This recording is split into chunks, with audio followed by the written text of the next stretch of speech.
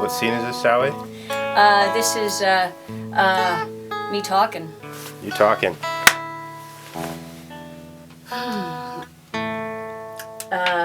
I dreamed about this house. And I made the dream come true. I feel fortunate to have done so. Each day living in this beautiful place is a gift.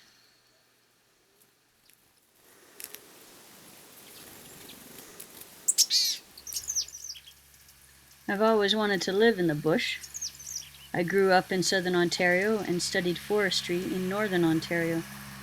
But I didn't settle there because I felt the society there at the time wasn't accepting of a single woman living in the bush. So I headed north, where there was room to move.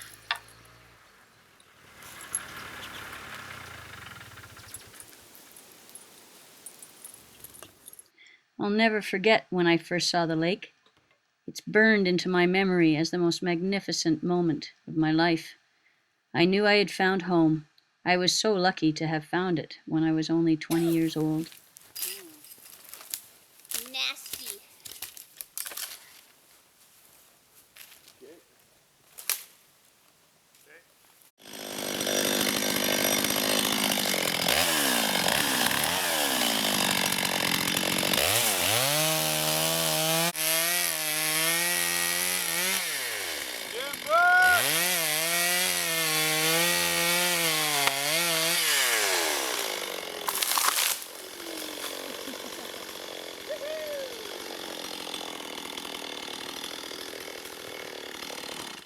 That's what actually kills a tree. Is the fungus. Is the fungus, which is this blue. So they need to... So they eat out the cambium layer. So that's where they all are living, in the bark. And then the fungus lives in their wings. The spruce And it bush spreads, beetle, and it spreads. So that's why there's blue around the... So this tree has been dead for probably about 15 years. Standing here, it's so dry around here, it doesn't, things don't rot until they reach the ground. So this will be a good log for,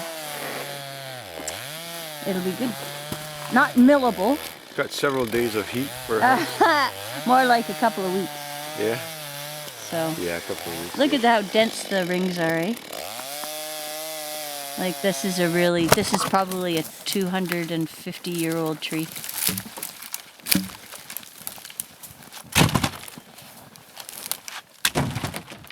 I believe that the components of a home should be as close to the materials you can find where that home is. So, if you live near a dump, you should use all you can from that dump to build your home. If you live in the desert, you use sand and build adobe. If you live in the prairies, you use straw or sod or even go underground. I live in a forest, so I use wood to build, and I also use wood to heat my home.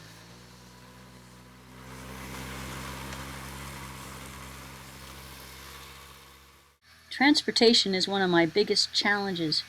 It's a 3-hour drive to town to get groceries, and the vehicles I can afford run on fossil fuels, which harms the environment. I've chosen to handle this problem by buying a very small car, which is my ideas mover. We also share a truck, which never goes into town without a load of firewood in it. This is a very basic form of carbon trading. That covers about the fuel, right? The fuel Yeah, to get that'll out here? cover the fuel to get out here. Yeah. I look forward to the day when electric cars are more available.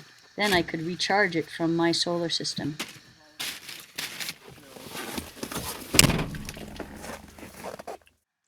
The traditional stack wall technique is a wall comprised of 16-inch logs with a bead of mortar on both ends with sawdust and lime in the middle.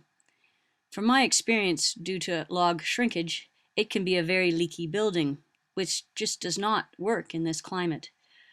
So what I decided to do was to make a double wall. The wall is made of 2 7-inch long logs with 1.5 inches of styrofoam running down the middle. This results in a total impermeable layer between the outer and inner wall. It's more than just a tight house, it's a mass of a house. The 20-foot diameter concrete floor has styrofoam underneath. The center post is 26 feet high, and the 4 outer posts support the loft. We milled all the planking with a chainsaw mill, and all the wood used is white spruce, killed by spruce bark beetles, and harvested within 150 meters of the site. The only dimensional lumber I used was for the roof. I did all the mortaring myself in a wheelbarrow with a hoe. It took me 5 summers because you can't work with mortar in the winter. The mortar is made up of sand, lime, sawdust, and cement. Instead of sand, I used crushed glass from Raven Recycling in Whitehorse. Glass ended up being the largest component of the building after wood. Not only is it very satisfying to use a building material that others are just throwing away, the crushed glass was beautiful to work with.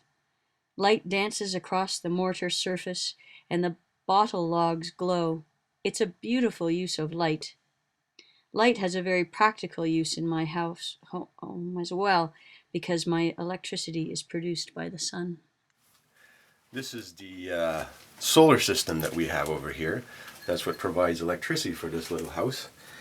Here's the controller, and here's the big fat cable that comes from the solar system that's on the outside wall. What this controller does is allows the solar to come in and charge the battery bank, which is down on the floor. And this charger also controls the load, which goes to this bus. And these are all DC lines. These lines are connected to things like the LED lights and some chargers that run on DC and a few other things.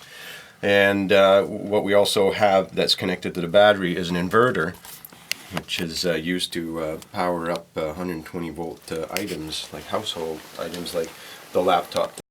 In the winter we tend to use more lighting and other energy loads in the winter time, and we don't often have enough sun.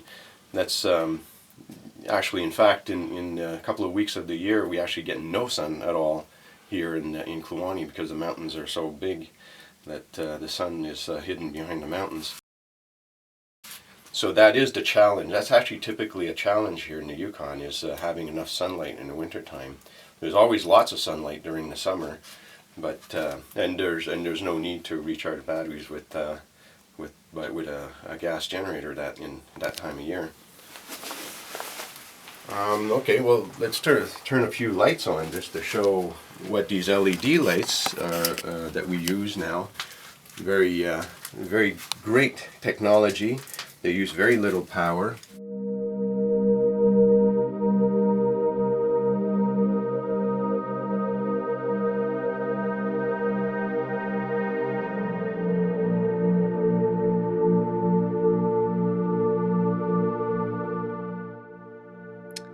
Water is a basic but complicated necessity. Hot running water is one of the most expensive and complex conveniences to have in the bush. Having a big, clean, glacier-fed lake nearby is beneficial for my economy and my health. Heading down to the lake to get water is an important ritual for me. It reminds me of the responsibility I have to keep my environment clean for the animals, the fish, and future generations. Oh, Oh, there we go. Unscrew it and there we go. Ooh, nice. All right. There we have it. We have water.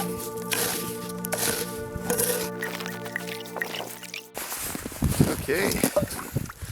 Now that is more precious than gold.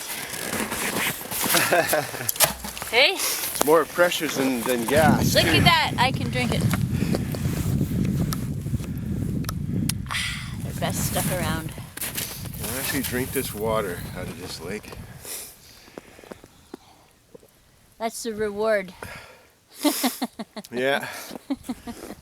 There's nothing better than clean water. I've always wanted to live in a round house, but I never knew why until I moved into this one. Living in the round is a natural way to live. It's the most efficient use of space. It's like a big nest. I feel like I live in a clock and a calendar. The whole house is like a sundial, and it's all about light, and I'm all about light. The inspiration for my artwork is light.